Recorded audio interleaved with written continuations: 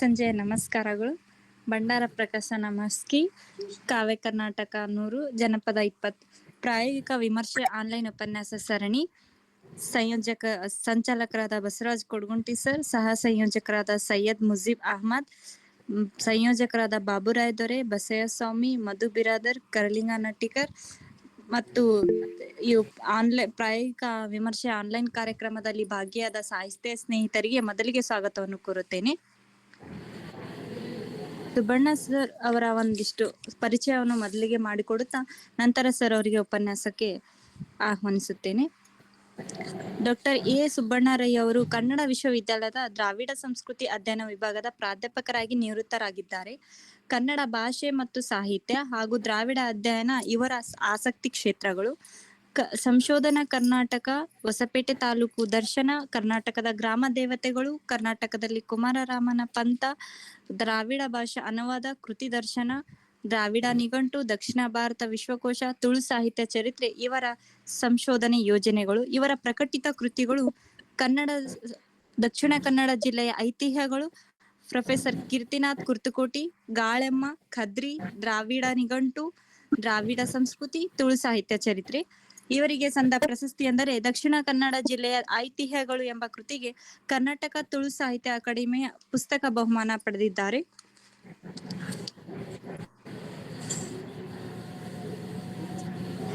ಉಪನ್ಯಾಸ 53 ತುಳುನಾಡಿನ ಪೋಲಿಯಾ ಹಾಡುಗಳ ಕುರಿತು ಸುಬ್ಬಣ್ಣ ಸರ್ ಅವರು ಮಾತನಾಡಲಿದ್ದಾರೆ. ಸರ್ ಅವರೇ ಪ್ರಾರಂಭ ಮಾಡಬಹುದಾ? ಸರ್ ಪ್ರಾರಂಭಿಸಿ ಸರ್. ಕೇಳಿಸ್ತಾ ಇದೆಯಲ್ಲ? ಹಾ ಸರ್. ಎಲ್ಲರಿಗೂ ನಮಸ್ಕಾರ.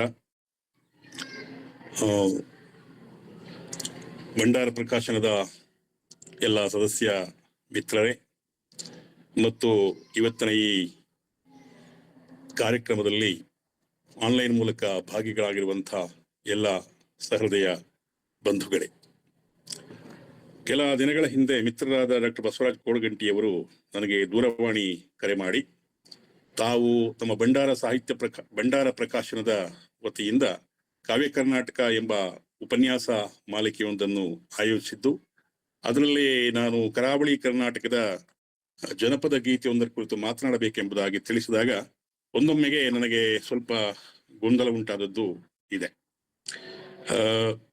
ದಕ್ಷಿಣ ಕನ್ನಡ, ಉಡುಪಿ ಮತ್ತು ಉತ್ತರ ಕನ್ನಡ ಜಿಲ್ಲೆಗಳನ್ನೊಳಗೊಂಡಂತಹ ಕರಾವಳಿ ಕರ್ನಾಟಕದ ವ್ಯಾಪ್ತಿ ಬಹಳ ದೊಡ್ಡದು. ತುಳುನಾಡಿನ ಮೂಲೆಯೊಂದಕ್ಕೆ ಸೇರಿದವನಾದ ನಾನು ಇಡೀ ಕರಾವಳಿ ಕರ್ನಾಟಕವನ್ನು ಪ್ರತಿನಿಧಿಸಬಲ್ಲ ಯಾವ ಜನಪದ ಗೀತೆಯ ಕುರಿತು ಮಾತನಾಡಲು ಎಂಬ ಗೊಂದಲ ಉಂಟಾಗಿತ್ತು.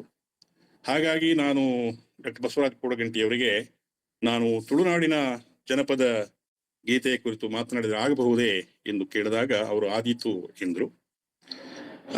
ತುಳುನಾಡು ಎಂದಾಗ ನಮಗೆ ಮುಖ್ಯವಾಗಿ ನಾವು 2 ನೆಲೆಗಳಲ್ಲಿ ತುಳುನಾಡನ್ನು ಭೌಗೋಳಿಕವಾಗಿ ನಾವು ಪರಿಕಲ್ಪಿಸಿಕೊಳ್ತೇವೆ.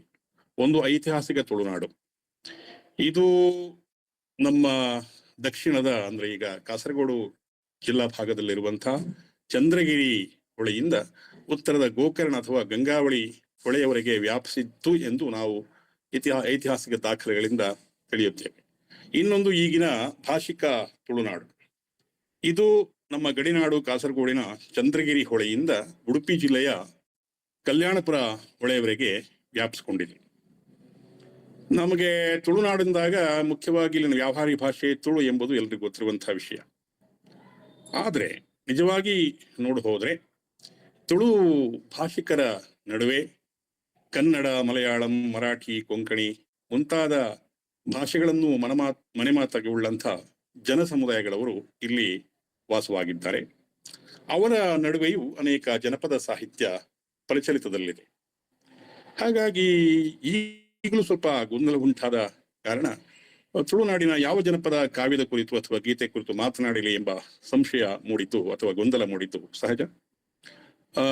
ಈಗಾಗಲೇ ತುಳುನಾಡಿನ ಪ್ರಮುಖ ಭಾಷೆಯಾದ ತುಳುವಿನ ಪ್ರಮುಖ ಜನಪದ ಕಾವ್ಯ ಪ್ರಕಾರಗಳೆಂದರೆ ಸಂಧಿ, ಪಾಡ್ದನ, ಕವಿತೆಗಳು. ತುಳುನಾಡಿನ ಪ್ರಮುಖ ಆರಾಧನಾ ರಂಗಕಲೆಯಾದ ರಂಗಭೂಮಿಯಾದ ಭೂತಾರಾಧನೆ, ಅದೇ ರೀತಿ ಇಲ್ಲಿನ ಕೃಷಿ ಚಟುವಟಿಕೆಗಳೊಂದಿಗೆ ಸಂಬಂಧ ಹೊಂದಿರುವಂತಹ ಈ ಸಂಧಿ, ಪಾಡ್ದನ, ಕವಿತೆಗಳ ಕುರಿತು ಈಗಾಗಲೇ ಸಾಕಷ್ಟು ಅಧ್ಯಯನಗಳು ನಡೆದಿದ್ದು ತುಳುನಾಡಿನ ಆಚೆಗಿರುವ ಕನ್ನಡಿಗರಿಗೂ ಈ ಕಾವ್ಯ ಪ್ರಕಾರಗಳು ಅಷ್ಟಿಷ್ಟು ಪರಿಚಯವಾಗಿವೆ.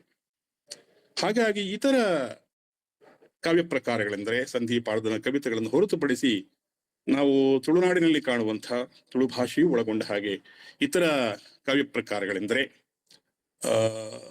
ಗೈಮೆಯ ಹಾಡುಗಳು, ಕುಣಿತದ ಹಾಡುಗಳು, ಆಚರಣಾತ್ಮಕ ಹಾಡುಗಳು, ಸೋಬಾನೆ ಪದಗಳು, ತೊಟ್ಟಿಲ ಹಾಡುಗಳು ಇತ್ಯಾದಿ.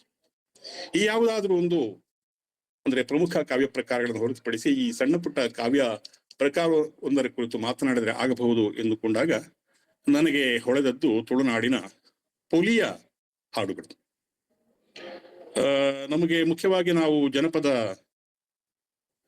ಇದು ಆಚರಣೆಗೆ ಸಂಬಂಧಪಟ್ಟಂತಹ ಹಾಡು ಮುಖ್ಯವಾಗಿ ಜನಪದ ಆಚರಣೆಗಳನ್ನು ಮುಖ್ಯವಾಗಿ ವಿಶೇಷವಾಗಿ ಜೀವನಾವರ್ತನದ ಆಚರಣೆಗಳು ಮತ್ತು ವಾರ್ಷಿಕಾವರ್ತನದ ಆಚರಣೆಗಳು ಎಂಬುದಾಗಿ ವರ್ಗೀಕರಿಸಿಕೊಳ್ಳುತ್ತೇವೆ.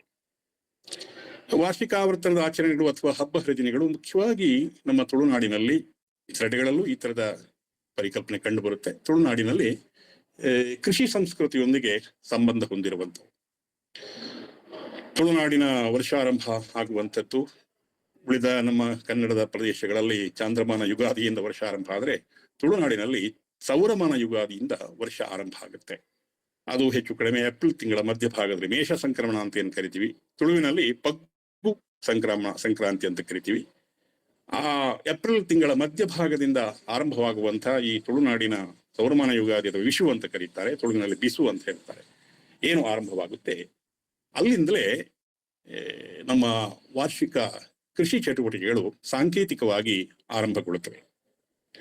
ಅಂದು ತುಳುವಿನಲ್ಲಿ ಹೇಳಬೇಕಾದ್ರೆ ವಿಷು ಹಬ್ಬವನ್ನ ಆಚರಿಸುವ ಸಂದರ್ಭದಲ್ಲಿ ಹೊಸ ವರ್ಷವನ್ನು ಆಚರಿಸುವ ಸಂದರ್ಭದಲ್ಲಿ ತುಳುನಾಡಿನ ರೈತಾಪಿ ಮನೆಗಳವರು ಕೈಬಿತ್ತು ಪಾಡುನೆ ಎನ್ನುವಂತಹ ಒಂದು ಆಚರಣೆಯನ್ನು ಮಾಡ್ತಾರೆ. ಕೈಬಿತ್ತು, ಇದು ಕನ್ನಡದಲ್ಲಿ ಇದನ್ನ ಕೈ ಬಿತ್ತು ಹಾಕುವುದು, ಕೈ ಬೀಜ ಹಾಕುವುದು ಅಂತ ಹೇಳ್ಬೋದು. ಅಂದ್ರೆ ಎತ್ತುಗಳನ್ನು ಹೂಡಿ ಸಾಂಕೇತಿಕವಾಗಿ ಉತ್ತು ಗೊಬ್ಬರ, ಸೊಪ್ಪು ಗೊಬ್ಬರಗಳನ್ನೆಲ್ಲ ಒಂದು ಮೂಲೆಯಲ್ಲಿ ಹಾಕಿ ಸಾಂಕೇತಿಕವಾಗಿ ಭತ್ತದ ಬೀಜವನ್ನ ಬಿತ್ತನೆ ಮಾಡ್ತಾರೆ. ಸಾಂಕೇತಿಕವಾಗಿ ಕೃಷಿ ಚಟುವಟಿಕೆಗಳು ಆರಂಭವಾಯಿತು ಅಂತ ಅರ್ಥ. ಅಂದು ಆರಂಭವಾದಂತಹ ತುಳುನಾಡಿನ ಕೃಷಿ ಚಟುವಟಿಕೆಗಳು ಅಥವಾ ಕೃಷಿ ಚಟುವಟಿಕೆ ಜೊತೆಗಿನ ಕೃಷಿ ಸಂಬಂಧಿ ಕೃಷಿ ಸಂಸ್ಕೃತಿಯ ಆಚರಣೆಗಳು ನಂತರದ ಅಥವಾ ಮುಂದಿನ ಫೆಬ್ರವರಿ ತನಕ ವಿವಿಧ ಹಂತಗಳಲ್ಲಿ ನಡೀತದೆ.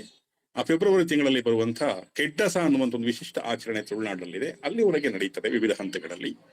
ಈ ಕೆಡ್ಡಸ ಅನ್ನುವಂಥದ್ದು ಭೂಮಿ ತಾಯಿ ಈ ಪುಷ್ಪವತಿ ಆಗುವಂತಹ ಒಂದು ಆಚರಣೆ. ನಿಜವಾಗಿ ಹಿಂದಿನ ದಿನಗಳಲ್ಲಿ ತುಳುನಾಡಿನಲ್ಲಿ ಹೆಣ್ಮಕ್ಳು ಪುಷ್ಪವತಿ ಆದ್ರೆ ಮೈನೆ ಅಥವಾ ಮುಟ್ಟಾದಾಗ ಏನೆಲ್ಲ ವಿಧಿಗಳನ್ನು ಮಾಡ್ತಾ ಇದ್ರು, ಅದೇ ಇದನ್ನು ಭೂಮಿ ತಾಯಿಗೆ ಮಾಡುವಂಥದ್ದು. ನಮಗೆಲ್ಲ ಗೊತ್ತಿರಬಹುದು, ಮಲೆನಾಡಿನಲ್ಲಿ ಭೂಮಿ ತಾಯಿ ಫಲವತಿಯಾದ ಆಚರಣೆಯನ್ನ ಅಥವಾ ಗರ್ಭವತಿಯಾದ ಆಚರಣೆಯನ್ನ ಭೂಮಿ ಹುಣ್ಣಿಮೆ ಅಂತ ಆಚರಿಸ್ತಾರೆ ಮಲೆನಾಡು ಪ್ರದೇಶದಲ್ಲಿ, ಅವಳಿಗೆ ಸೀಮಂತ ಮಾಡುವ ಮೂಲಕ. ಆದ್ರೆ ಈಗ ತುಳುನಾಡಿನಲ್ಲಿ ಕೆಡ್ಡಸ ಅಂತ ಆಕೆ ಪುಷ್ಪವತಿಯಾದ ಆಚರಣೆ ಮಾಡ್ತಾರೆ. ಹಾಗಾಗಿ ಈ ವಿಶ್ವದೊಂದು ಏನು ಸಾಂಕೇತಿಕವಾಗಿ ಕೃಷಿ ಚಟುವಟಿಕೆಗಳ ಆರಂಭವನ್ನ ಮಾಡ್ತಾರೆ, ಅದು ಫೆಬ್ರವರಿ ತಿಂಗಳಲ್ಲಿ ಬರುವ ಕೆಡ್ಡಸ ವಿವಿಧ ಹಂತಗಳಲ್ಲಿ ಬೇರೆ ಬೇರೆ ಹಂತಗಳಲ್ಲಿ ಬೇರೆ ಬೇರೆ ಆಚರಣೆಗಳ ಮೂಲಕ ಮುಂದುವರಿತು.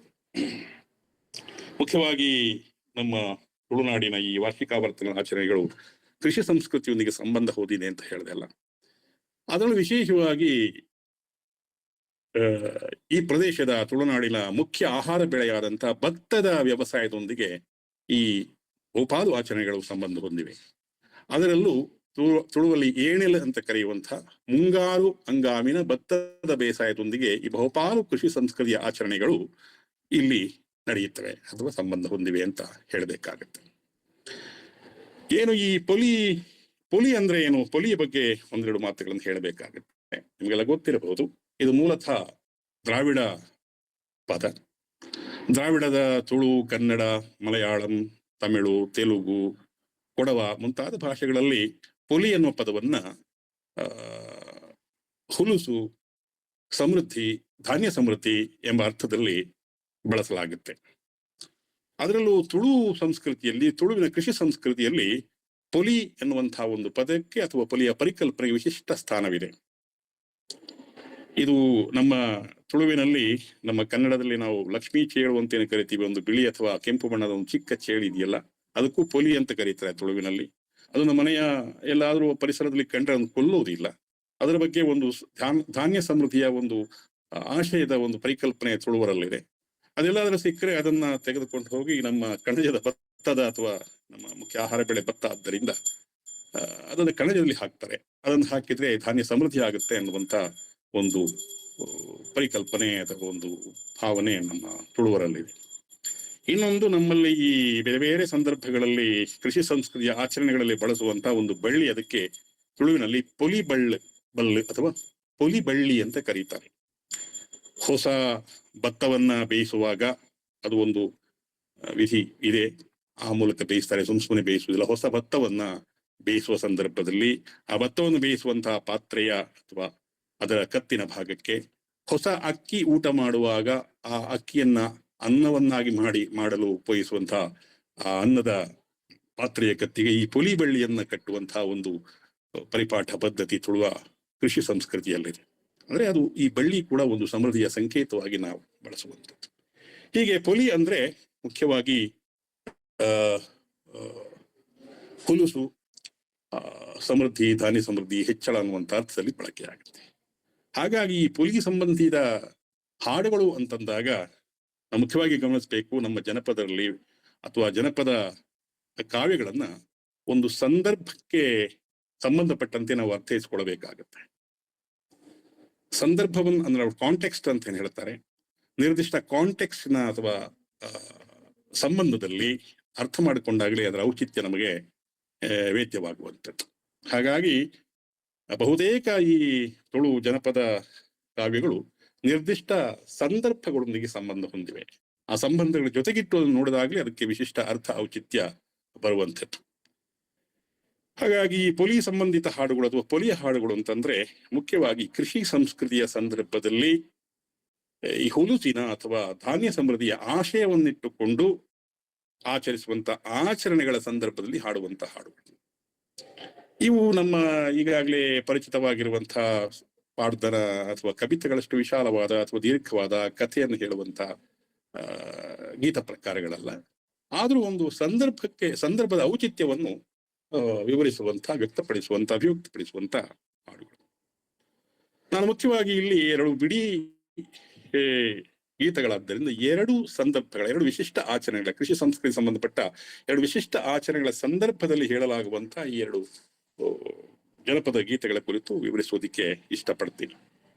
ಈಗಾಗಲೇ ನಾನು ಹೇಳಿದ ಹಾಗೆ ಸಾಂಕೇತಿಕವಾಗಿ ಏಪ್ರಿಲ್ ತಿಂಗಳ ಮಧ್ಯಭಾಗದಲ್ಲಿ ಆರಂಭವಾಗುವಂತ ಭತ್ತ ಬೇಸಾಯದ ಒಂದು ಆಚರಣೆ ಏನಿದೆ, ಅದೊಂದು ಚಟುವಟಿಕೆ ಏನಿದೆ, ಹೆಚ್ಚು ಕಡಿಮೆ ಮೇ ತಿಂಗಳಲ್ಲಿ ಬಿತ್ತನೆ ಅಥವಾ ನಾಟಿ ಎಲ್ಲ ಮುಗಿದು ಸೆಪ್ಟೆಂಬರ್ ತಿಂಗಳ ವೇಳೆಗೆ ನಮ್ಮ ಭತ್ತದ ಪೈರು ಹಣ್ಣಾಗುವಂತ ಸಂದರ್ಭ.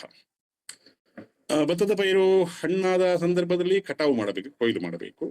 ಆದರೆ ನಮ್ಮ ಕೃಷಿ ಸಂಸ್ಕೃತಿಯಲ್ಲಿ ಕೃಷಿಕ ಸಮುದಾಯ ಅಥವಾ ನಮ್ಮ ಕೃಷಿಕ ಕುಟುಂಬಗಳವರು, ಮನೆತನದವರು ಏಕಾಏಕಿ ಭತ್ತದ ಪೈರನ್ನ ಅಥವಾ ಹಣ್ಣಾಗಿ ಸಿದ್ಧಗೊಂಡಂತ ಭತ್ತದ ಪೈರನ್ನ ಕಟಾವು ಮಾಡಿ ರಾಶಿ ಮಾಡಿ ಮನೆಯೊಳಗೆ ಸೇರಿಸಿಕೊಳ್ಳುವುದಿಲ್ಲ ಅಥವಾ ತುಂಬಿಸಿಕೊಳ್ಳುವುದಿಲ್ಲ.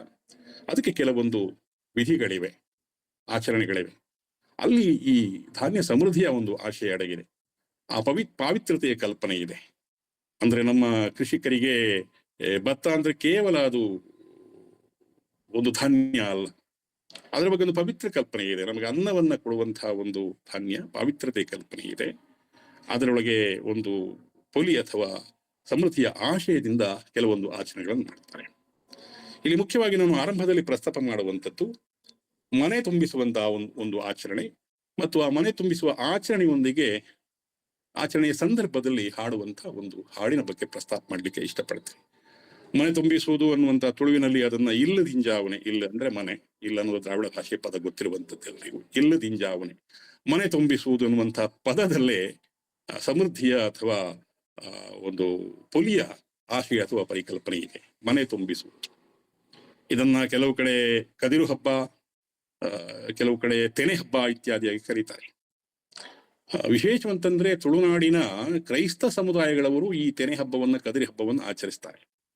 ಸೆಪ್ಟೆಂಬರ್ ತಿಂಗಳ 8ರಂದು ಏನು ಮೇರಿ ಜಯಂತಿ ಇದೆ, ಆ ಮೇರಿ ಜಯಂತಿ ಎಂದು ಅವರು ಇಗರ್ಜಿನ್ ಅಥವಾ ಚರ್ಚಿನಿಂದ ಪಾದ್ರಿ ಕೊಟ್ಟಂತಹ, ಪವಿತ್ರ ಪೂಜೆ ಮಾಡಿ ಕೊಟ್ಟಂತಹ ತೆನೆಗಳನ್ನ, ಭತ್ತ ತೆನೆಗಳನ್ನ ಮನೆಗೆ ತಂದು ಅದರಿಂದ ಅಕ್ಕಿಯನ್ನ ಸುಲಿದು ಅದನ್ನು ಅರೆದು ಅದನ್ನು ಹಾಲಿನ ಜೊತೆಗೆ ಬೆರೆಸಿ ಪಾಯಸ ಮಾಡಿ ಸೇವಿಸುವಂತಹ ಒಂದು ಪದ್ಧತಿ. ಇದು ಕೂಡ ತೆನೆ ಹಬ್ಬದ ಒಂದು ಮಾದರಿ. ಬಹುಶಃ ತುಳುನಾಡಿನ ಕೃಷಿಕ ಸಮುದಾಯದ ಪ್ರಭಾವದಿಂದ ಆಚರಿಸ್ತಾರ, ಗೊತ್ತಿಲ್ಲ, ಇರಬಹುದು, ಇದ್ದಿರ್ಲಿಕ್ಕೆ ಸಾಕು. ಈ ತುಳುನಾಡಿನಲ್ಲಿ ಈ ಮನೆ ತುಂಬಿಸುವ ಆಚರಣೆ ಅಥವಾ ಹಬ್ಬ ಅಥವಾ ಕದಿರು ಹಬ್ಬ, ತೆನೆ ಹಬ್ಬವನ್ನ ವಿಶಿಷ್ಟವಾಗಿ ಆಚರಿಸ್ತಾರೆ. ಮನೆಯ ಯಜಮಾನ ಮಿಂದು ಶುಚಿರ್ಭೂತನಾಗಿ ಭತ್ತದ ಗದ್ದೆಗೆ ತೆರಳಿ ಹಣ್ಣಾದಂತಹ ಭತ್ತದ ತೆನೆಗಳನ್ನ ಆರಿಸಿಕೊಂಡು ಬಂದು ತುಳಸಿ ಕಟ್ಟೆಯ ಬಳಿಯಲ್ಲಿರಿಸಿ ಅದಕ್ಕೆ ಧೂಪವನ್ನ ತೋರಿಸಿ ಪೂಜೆ ಮಾಡ್ತಾರೆ.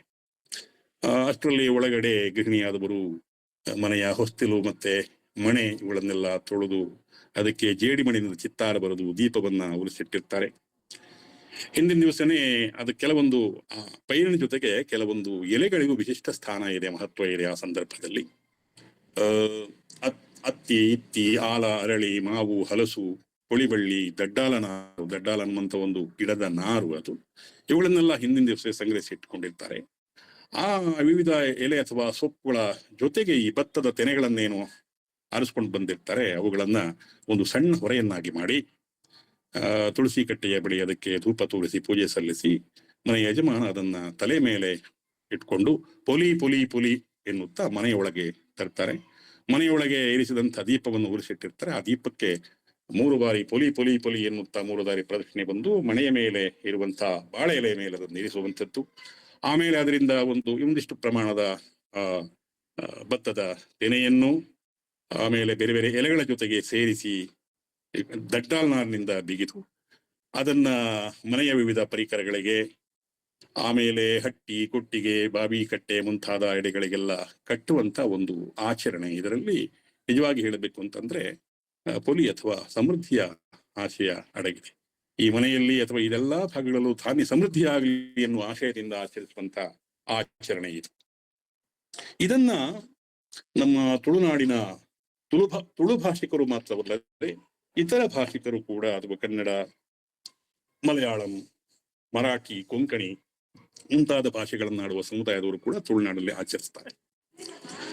ನಾನಿಲ್ಲಿ ಮುಖ್ಯವಾಗಿ ತುಳುನಾಡಿನ ಒಂದು ಕನ್ನಡ ಸಮುದಾಯವಾದಂಥ ರಾಮರಾಯ ಕ್ಷತ್ರಿಯರು ಅಥವಾ ಕೋಟೆಯವರು ಎಂದು ಕರೆಯುವಂತಹ ಒಂದು ಕನ್ನಡ ಸಮುದಾಯದವರು ಈ ಮನೆ ತುಂಬಿಸುವ ಆಚರಣೆಯ ಸಂದರ್ಭದಲ್ಲಿ ಹಾಡುವಂತ ಒಂದು ಹಾಡನ್ನು ಇಲ್ಲಿ ಪ್ರಸ್ತಾಪ ಮಾಡಲಿಕ್ಕೆ ಇಚ್ಛಿಸ್ತೇನೆ.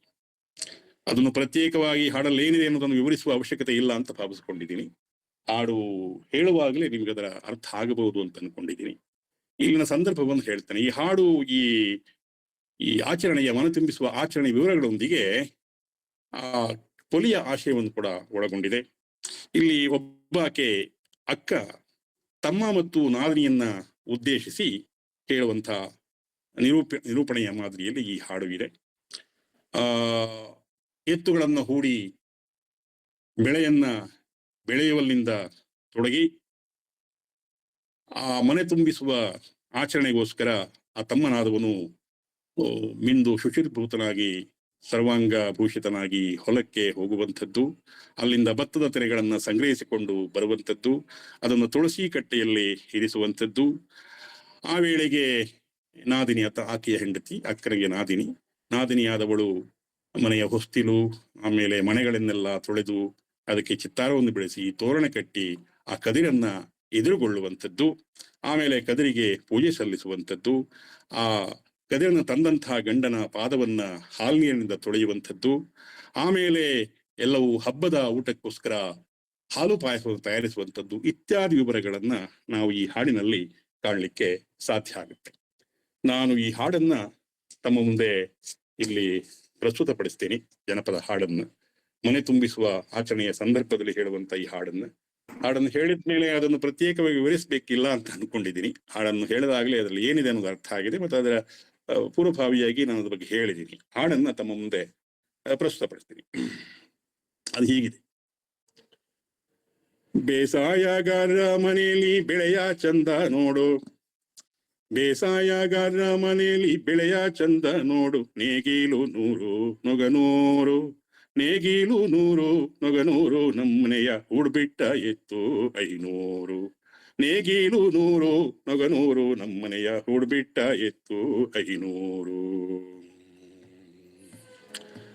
ಹೂಳು ಬಂದಾನೆ ಶಿವನೇ ಮಳೆಯಿಲ್ಲ ಎಂಬುದ ಕೇಳಿ, ಹೂಳು ಬಂದ ಶಿವನೇ ಮಳೆಯಿಲ್ಲ ಎಂಬುದ ಕೇಳಿ, ಮುತ್ತಿನಂತ ಮಳೆ ಹೊಯ್ದಾವು, ಮುತ್ತಿನಂತ ಮಳೆ ಹೊಯ್ದಾವು. ಅದಿರಂತೆ ಮಳೆ ಹೊಯ್ದು ಬಿದಿರಂತೆ ಸಸಿ ಹುಟ್ಟಿ, ಅದಿರಂತೆ ಮಳೆ ಹೊಯ್ದು ಬಿದಿರಂತೆ ಸಸಿ ಹುಟ್ಟಿ, ಮದುಮಗಳಂತೆ ತಲೆಬಾಗಿ, ಮದುಮಗಳಂತೆ ತಲೆಬಾಗಿ ಶಂಕರ ತಂದೆ ಓಲಾಡಿ ನಮ್ಮ ಮನೆ ತುಂಬಿ, ಓಲಾಡಿ ನಮ್ಮ ಮನೆ ತುಂಬಿ. ನೇಗೀಲು 100 ನೊಗನೂರು, ನೇಗೀಲು 100 ನೊಗನೂರು.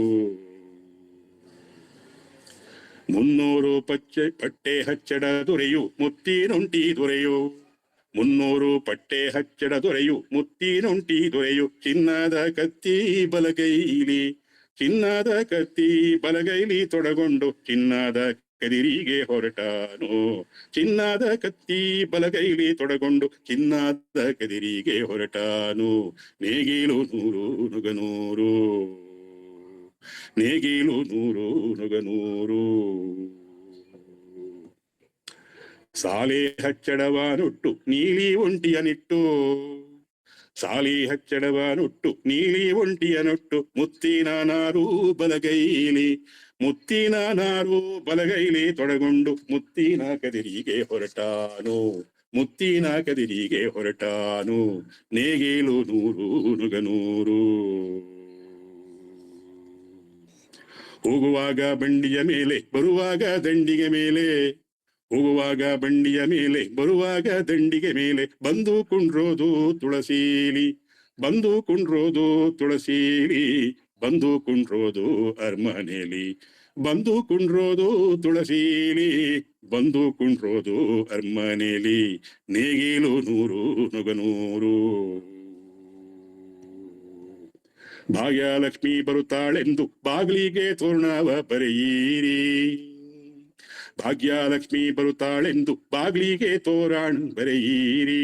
ಬಾಗುಳ್ಳ ಮನೆಯ ತೊಳೆದಿರಿಸಿ, ಬಾಗುಳ್ಳ ಮನೆಯ ತೊಳೆದಿರಿಸಿ ನಾದೀನಿ, ನಾದೇನಿ ಸಿರಿದೇವಿ ಬರುತ್ತಾಳೆ, ನಾದೇನಿ ಸಿರಿದೇವಿ ಬರುತ್ತಾಳೆ.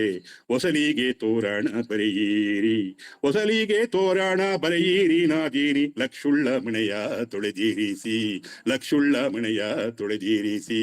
ನೇಗೀಲು 100 ನೊಗನೂರು.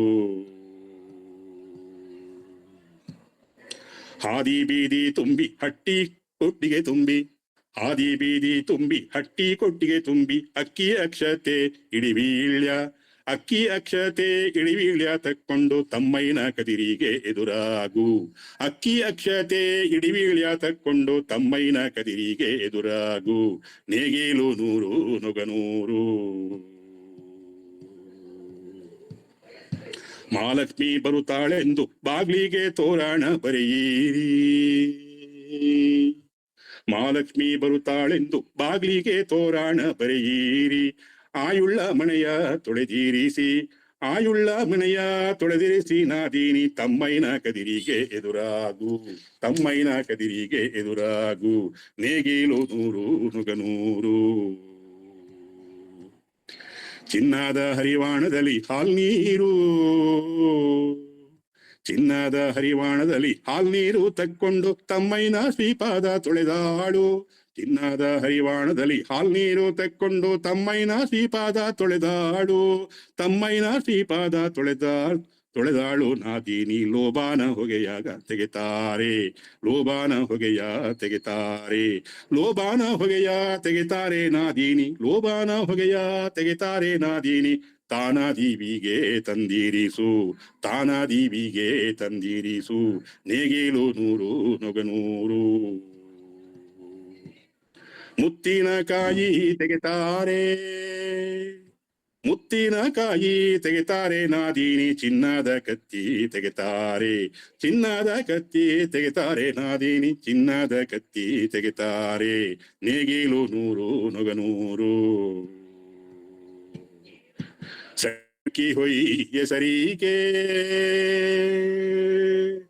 ಸಣ್ಣಕ್ಕಿ ಹೊಯ್ ಹೆಸರಿಗೆ, ಸಣ್ಣಕ್ಕಿ ಹೊಯ್ ಹೆಸರಿಗೆ ನಾದೀನಿ ಹಾಲು ಪಾಯಸ ಮಾಡಿ ಎಡೆ ಮಾಡೆ, ಹಾಲು ಪಾಯಸ ಮಾಡಿ ಎಡೆ ಮಾಡೆ, ನೇಗಿಲು ನೂರು ನುಗನೂರು, ನೇಗಿಲು ನೂರು ನುಗನೂರು, ನೇಗಿಲು ನೂರು ನುಗನೂರು. ನಾನು ಈಗಾಗಲೇ ಹೇಳಿದ ಹಾಗೆ ಈ ಹಾಡಿನ ಪೂರ್ವಭಾವಿಯಾಗಿ ಇದರಲ್ಲಿ ಏನಿದೆ ಹೇಳಿದ್ದೀನಿ, ಮತ್ತು ಈ ಜನಪದ ಗೀತೆ ಕೂಡ ಸರಳವಾಗಿದ್ದು ಏನಿದೆ ಅನ್ನುವುದು ಇದರಿಂದ ನಮಗೆ ಅರ್ಥವಾಗುತ್ತೆ. ಹೆಚ್ಚಾಗಿ ಇದನ್ನ ವಿವರಿಸಬೇಕಾಗಿಲ್ಲ ಅಂತ ನಾನು ಅನ್ಕೊಂಡಿದ್ದೀನಿ. ಇಲ್ಲಿ ಈಗಾಗಲೇ ಹೇಳಿದ ಹಾಗೇನೆ ಒಬ್ಬಾಕೆ ಅಕ್ಕ ತಮ್ಮ ಮತ್ತು ನಾದಿನಿಯನ್ನ ಉದ್ದೇಶಿಸಿ ಹೇಳುವಂಥ ಮನೆ ತುಂಬಿಸುವ ಆಚರಣೆಯ ಸಂದರ್ಭದಲ್ಲಿ ಹಾಡುವಂಥ ಹಾಡಿದು. ಸರಿ, ಈಗ ಮನೆ ತುಂಬಿಸಿ ಆಯ್ತು, ಕಟಾವಿಗೆ ಭತ್ತದ ಪೈರು ಸಿದ್ಧವಾಗಿದೆ. ಕಟಾವು ಮಾಡುವಂತ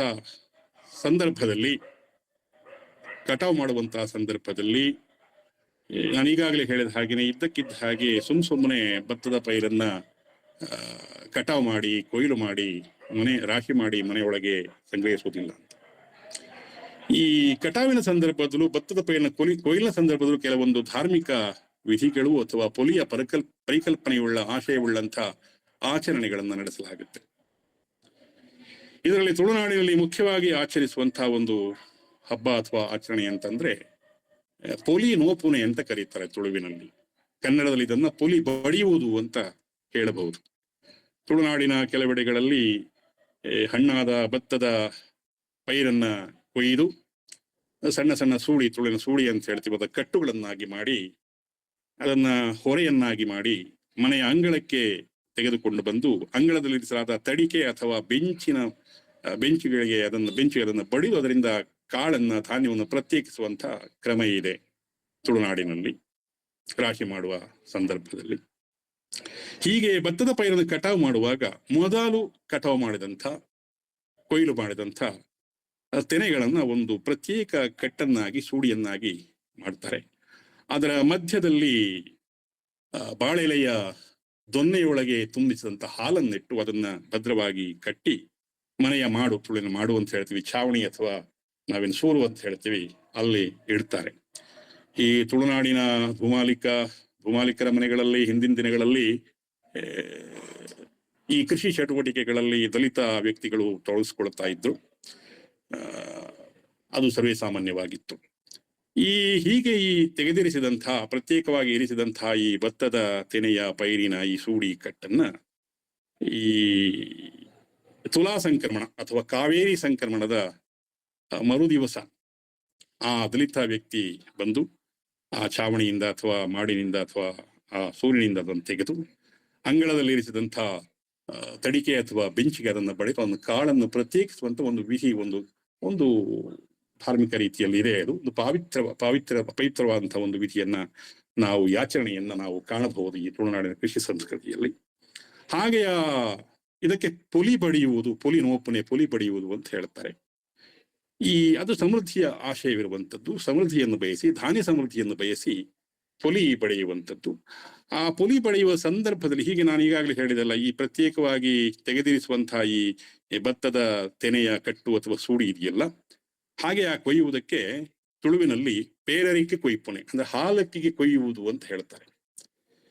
ಹೀಗೆ ಕಾವೇರಿ ಸಂಕ್ರಾಂತಿಯ ಮರುದಿವಸ ಅಥವಾ ತುಲಾ ಸಂಕ್ರಮಣದ ಮರುದಿವಸ ಆ ದಲಿತ ವ್ಯಕ್ತಿ ಆ ಒಡೆಯನ ಮನೆಗೆ ಬಂದು ಆ ಮನೆಯ ಮಾಡಿನಲ್ಲಿ ಏರಿಸಿದಂಥ ಆ ಭತ್ತದ ಪೈರಿನ ಸೂಡಿಯನ್ನ ಕಟ್ಟನ್ನು ತೆಗೆದು ಮನೆಯ ಅಂಗಳದಲ್ಲಿ ಇಡಲಾದಂತಹ ತಡಿಕೆಗೆ ಬೆಂಚಿಗೆ ಬಡಿದು ಕಾಳನ್ನು ಪ್ರತ್ಯೇಕಿಸುವ ಈ ಸಂದರ್ಭದಲ್ಲಿ ಆತ ಪೊಲಿಯ ಆಶಯವುಳ್ಳ ಅಥವಾ ನಮ್ಮ ಒಡೆಯನ ಮನೆಯ ಅಂಗಳಕ್ಕೆ ಎಲ್ಲಾ ಕಡೆಯಿಂದಲೂ ಧಾನ್ಯ ಸಮೃದ್ಧಿ ಹರಿದು ಬರಲಿ ಅನ್ನುವಂತ ಆಶಯದಿಂದ ಇಟ್ಟುಕೊಂಡಂತ ಒಂದು ನುಡಿಗಟ್ಟನ್ನ, ಹಾಡಿನ ರೂಪದ ಒಂದು ನುಡಿಗಟ್ಟನ್ನ ಆತ ಹೇಳ್ತಾನೆ.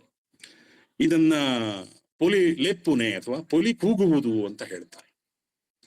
ಈ ಪೊಲಿ ಕೂಗುವಂತಹ ಈ ನುಡಿಗಟ್ಟು ಅಥವಾ ಹಾಡು ಅದು ಗದ್ಯ ಪದ್ಯ ರೂಪದಲ್ಲಿದೆ. ಹಾಡು ತುಳು ಭಾಷೆಯಲ್ಲಿದೆ.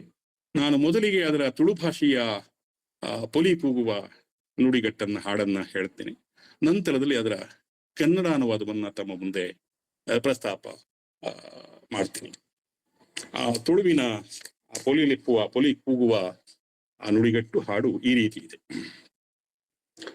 ಪೊಲಿ ಪೊಲಿ ಪೊಲಿ ಪೊಲಿ ಎಚ್ಚಿಲ ಪಂಚಪಾಂಡವೆರೆ ಪೊಲಿ ನಿಚ್ಚದೇವೆರ್ಕುಳೆ ಪೊಲಿ ತುಪ್ಪೆ ಪಾಡೋಡು ಸಿರಿ ತೂವೋಡು ಪೊಲಿ ಪೊಲಿ ಪೊಲಿ ಪೊಲಿ ಎಚ್ಚಿಲ ಆ ಜಾಲ ಪೊಲಿ ಈ ಜಾಲ ಪೊಲಿ ಅಜಿಪತ್ತಾಜಿ ಜಾಲದಾತ ಪೊಲಿ 77 ಕೋಟಿ ಪೊಲಿ ಎಂಕುಳೆ ಜಾಲಗು ಬಲ ಪೊಲಿ ಪೊಲಿ ಪೊಲಿ ಪೊಲಿ ಪೊಲಿ ಎಚ್ಚಿಲ ಅಪ್ಪೆ ಬೆರಿಟಿ ಬಾಲೆಲು ಬನ್ನಂಗೆ ಬರೋಡು ಪೆತ್ತದ ಬಿರಿಯೇ ಕಂಜಿ ಬನ್ನಂಗೆ ಬರೋಡು ಮರಿತ ಬಿರಿಯೇ ಕಿನ್ನಿಲು ಬನ್ನಂಗೆ ಬರೋಡು ಪೆರಡೆದ ಬಿರಿಯೇ ಕಿನ್ನಿಲು ಬನ್ನಂಗೆ ಬರೋಡು ಮರಿತ ಬಿರಿಯೇ ಕಿನ್ನಿಲು ಬನ್ನಂಗೆ ಬರೋಡು ಪಿಲಿತ ಬಿರಿಯೇ ಪಿಲಿತ ಕುರ್ಲೆಲು ಬನ್ನಂಗೆ ಬರೋಡು ಮದಿಮಾಲು ಪೊಣ್ಣಗು ತಲೆ ಬನ್ನಂಗೆ ಬರೋಡು ಕಿರ್ಮಾಲು ಪೊಣ್ಣಗು ಮೀರೆ ಬನ್ನಂಗೆ ಬರೋಡು ಪಿಜಿನದ ತಾರೆ ಬನ್ನಂಗೆ ಬರೋಡು ಸೂಜಿದ ಪಿರವೇ ನೂಲು ಬನ್ನಂಗೆ ಬರೋಡು ಪಕ್ಕಿಲೆ ಬಾಯಿಡು ಬರೋಡು ಬಲಿಪ ನಾಲಾಯಿಡು ಬರೋಡು ಉದುಕ ಬೀಲೊಡು ಬರೋಡು ಪೇರು ಉರ್ಕಾರು ಲೆಕ್ಕ ಉರ್ಕರೋಡು ಕಡಲದ ಸೆರೆ ಮಗ್ರಿ ಲೆಕ್ಕ ಮಗುರೋಡು ನೀರು ಪೆಚ್ಚು ಲೆಕ್ಕ ಪೆಚ್ಚೋಡು ಪೊಲಿ ಪೊಲಿ ಪೊಲಿ ಪೊಲಿ ಎಚ್ಚಿಲ. ಇದರ ಕನ್ನಡ ಅನುವಾದವನ್ನು ಮುಂದೆ ನಾನು ಪ್ರಸ್ತುತಪಡಿಸ್ತೀನಿ. ಅದು ಹೀಗಿದೆ. ಪೊಲಿ ಪೊಲಿ ಪೊಲಿ ಪೊಲಿ ಹೆಚ್ಚಾಗು ಪಂಚಪಾಂಡವರ ಪೊಲಿ ನಿತ್ಯ ದೇವರ ಪೊಲಿ ಕಣಜ ಕಟ್ಟಬೇಕು ಐಸಿರಿ ನೋಡಬೇಕು.